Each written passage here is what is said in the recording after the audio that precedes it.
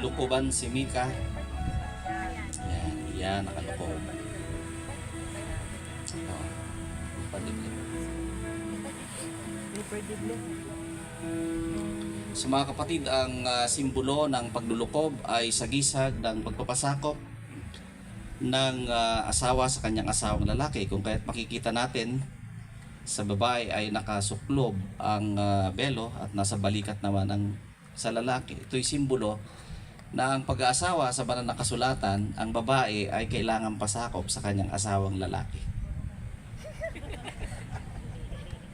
Yan ay mayroong malaking responsibilidad sa bahagi ng babae, at sa lalaki naman ay mayroon ding pinakamabigat na responsibility. Ikaw ang Rejay, ikaw ang dadala ng iyong pamilya. At ito ay isang mahalagang iniwan ng Panginoon sa lalaki. At dahil ito ay isang mahalagang responsibility natin as Christians, tayo ang magsisilbing gabay.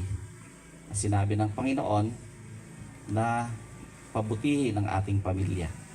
Kung kaya't sa inyong bubuing tahanan, ito ay nakasalalay sa iyo. At bilang babae naman, Mika, dahil kung mapapansin natin sa Genesis chapter 1 and 2, may dalawa ang account of creations, di ba? Yung una, ay nilikha ng Panginoon ang lahat at nilikha niya ang tao, nilalang niya sa kanyang wangis. Yung ikalawa naman, nung makita ng Panginoon, nalungkot si Adan. Pinatulog niya ng mahimbing, at pagkatapos paggising ni Adan, meron na siyang Eva. Sapagkat kinuha ng Panginoon mula sa kanyang tadyang, at yon ang kanyang nilalang bilang babae. Kaya ang babae ay galing sa lalaki. Isang tadyang lang ang nawala. Kaya ngayon nasumpungan mo na, Rejay, ang iyong tadyang na nawawala. Kaya ikaw ay buo na ngayon. Kayong dalawa ay mag-asawa. At yan ay isang sagisag ng pag-iisa sa kasalang ito na nagaganap. Kaya nga mga makakapatid, ito ay tingnan nating mabuti na ang paglulukob ay pag-iisa ninyong dalawa sa paningin ng Diyos at ng kapulungan ito na narito ngayon. Ating pag-ibayuhin at pagtibayin ang pagbuo ng pamilya. Huwag nating bigyan ng pagkakataong magkahiwalay. Sige po. Sunod tayo sa simbolo ng ng cord. Yan, dahil sila ay inilukuban, ngayon naman ang tanda ng pagtatali. Ano mang pasya ang iyong gagawin, Rejay, gayon din ikaw, Dayan, Mika, ay kailangan pagkasunduan yung dalawa. Sapagkat hindi mo pwedeng ikay susulong sa kaliwa at yung isa naman ay sa kanan. Ibig sabihin, masasakal kayo. So, kinakailangan buo. At kayo ay iisa na sa paningin ng Panginoon. Bawat pasyang pagdidesisyonan nyo, pinagpapasya yung dalawa. Kayo'y isa na ngayon sa mata ng Panginoon. Sunod natin yung simbolo ng kayamanan. Ibigay natin kay Rejay. Rejay, yan ay simbolo at sagisag ng kayamanang ibinigay sa atin ng Panginoon. Ikaw ang lalaki, ikaw ang maghahanap buhay. At pagkatapos mong makapaghanap buhay, ibibigay mo ito sa iyong asawa bilang siya ang tagapagtago ng inyong kayamanan. Huwag mo susuluhin.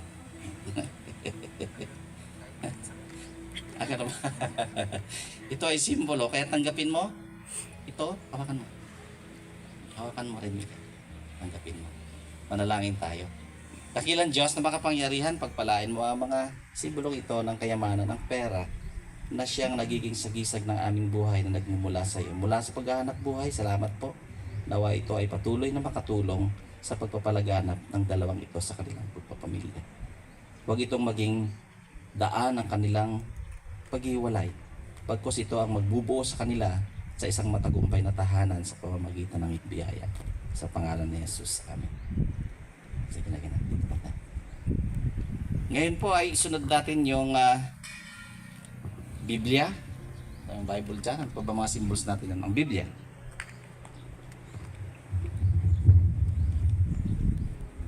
Ang Biblia ay sagisag ng ating pananampalataya.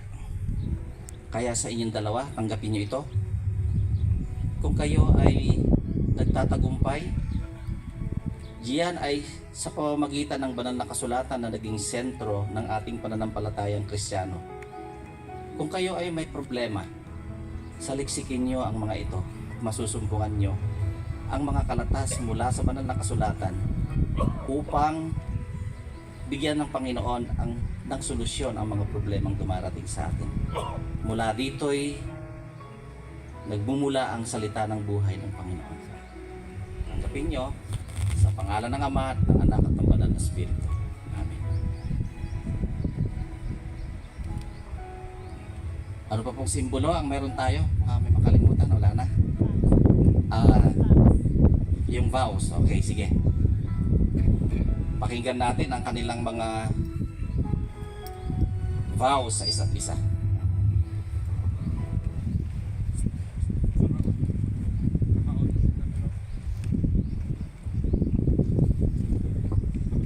Oo na.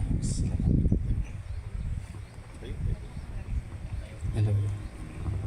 Pwede kayo tumayo?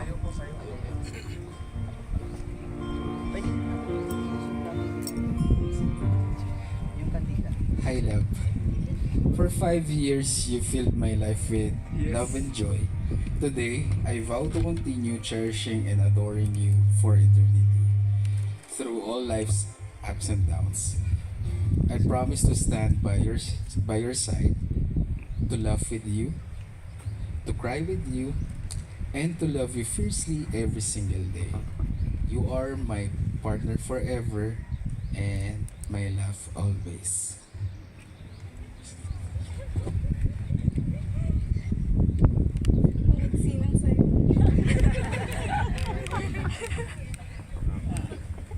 Hello, DJ. Manure, love. 10 years ago, I didn't have any idea that the emo kid with the brown bajao hair, whom I switched rooms with during student teaching, would be my best person and soon to be my husband. I feel fortunate that we could say our I do's in front of our loved ones.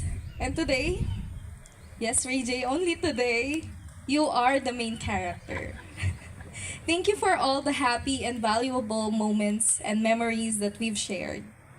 Thank you for your effort of almost consistently driving me to and from work for more than 4 years, for buying all my cravings, for letting me watch K-drama, for waiting for me before you watch an anime, for all the massage and rides, and most importantly, for your patience and love for me and our fur baby, Kaya.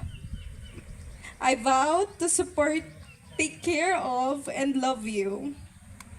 I'll make sure that we do everything together, especially during and organizing our groceries. I'll make sure you'll be at home and or coming home smelling to home-cooked meals. I'll try to bake some goodies. And please know that the mundane things that we do are something that I will always be grateful. I love doing everything with you. And syempre, with Toyo pa rin. I love you.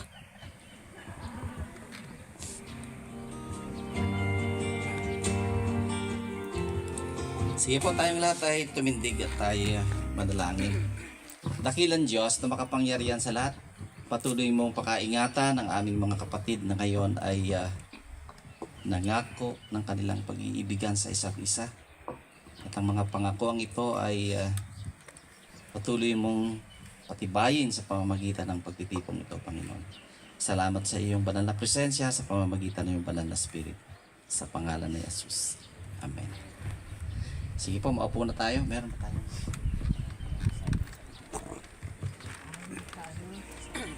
Sige. Sige po, kunin natin yung ceremonial signing natin. Asan yung pipirmahan nila? Oo. Pwedeng lumuhod kayo para dun sa signing.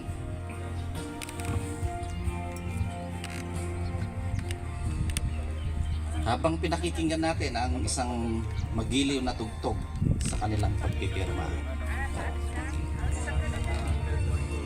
Meron? Sige po, tanggalin niyo na yung mga simbolo. Yung cord, yung belo,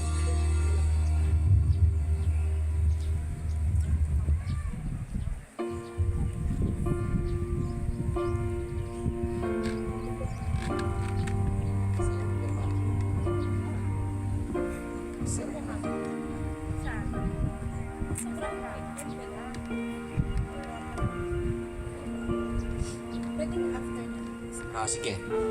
Mamaya dun sa ano. Okay. Sige, tayo ang lahat ay tumindig at patuloy na saksihan ang pagdiriwang na ito. Ngayon ay sisindihan nila yung unity candle. Pagkatapos nun po ay i-declare na natin yung kasalang ito naganap na. Sige po. Paki-switch nyo sabay yung inyong mga daliri kasi dapat sana yung candle.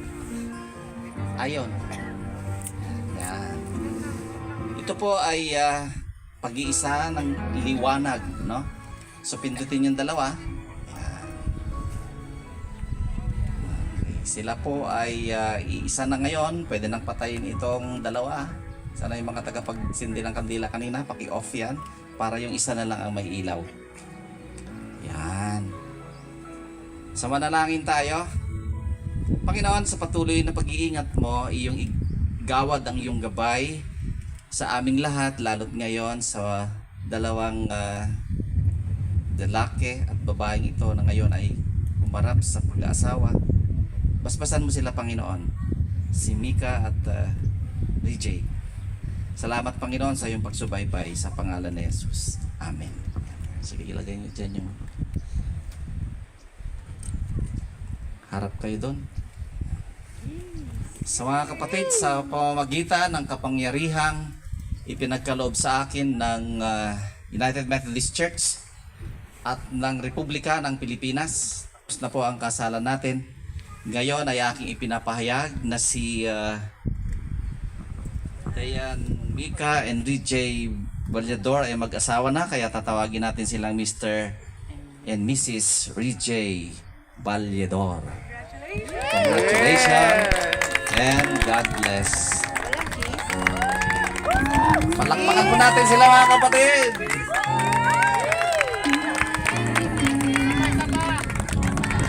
Oh, sasabihin ko muna sana nauna na